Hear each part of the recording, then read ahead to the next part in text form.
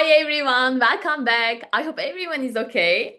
In today's episode, I wanted to talk about a very special time in my academic life. The moments I spent in New York as a visiting scholar at New York University. Yes, it was truly actually one of the most memorable and formative experiences that I've had as a researcher. When I arrived in New York, the university kindly assigned me an office campus on the campus, and I had my own space, which felt incredibly special.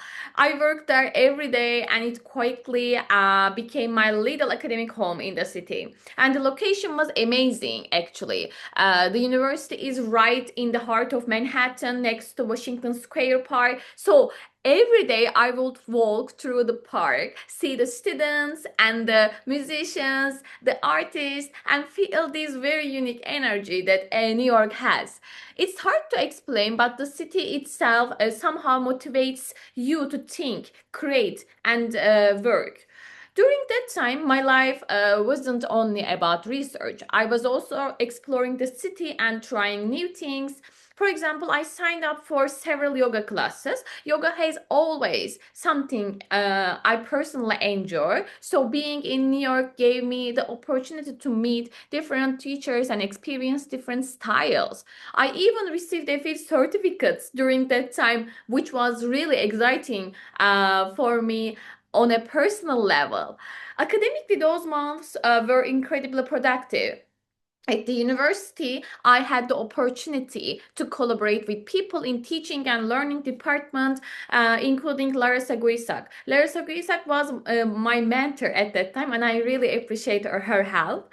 Working with her was a very valuable experience for me. We had many conversations about teaching, research, and academic work in general. I also met several professors in the department, and we had many brainstorming sessions together. Those conversations were inspiring because everyone brought different perspectives and ideas. At one point, I gave a presentation about my research. At that time, I was working on my doctoral dissertation, and my research focused on the picture books of Jacqueline Woodson. In my presentation, I talked about my analytic approaches and my research methodology and the way I was interpreting these books. The feedback I received was incredibly helpful. Those discussions helped me see my work from a new angles and think more critically, more clearly about the structure of my dissertation. In fact, one of the most important things that came out of my time at New York University was that I developed a clear framework for my thesis. Together with Lara, we worked on shaping the overall structure of the dissertation, almost like building the skeleton of the project. And that made a huge difference because when I returned to Turkey after 6 months, I already knew what I needed to do. The roadmap was there. So, and thanks to this clarity, I was able to finish my dissertation much faster. Those 6 months really changed the way I approached the research. I remember feeling a strong sense of excitement and curiosity about academic work, almost like discovering the true passion of research. New York itself also played a big role in that experience. Living in New York is something very unique.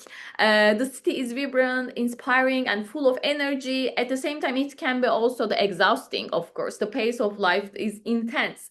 But even with that intensity, it is the place that leaves a lasting impression on you. When I think about America, New York is always the place I miss the most. And academically, my time at New York University gave me so much. Like it helped shape my research, my thinking, and even my confidence as a scholar. So looking back, those 6 months were truly invaluable. Thank you so much for listening. I'll see you in the next episode. Bye.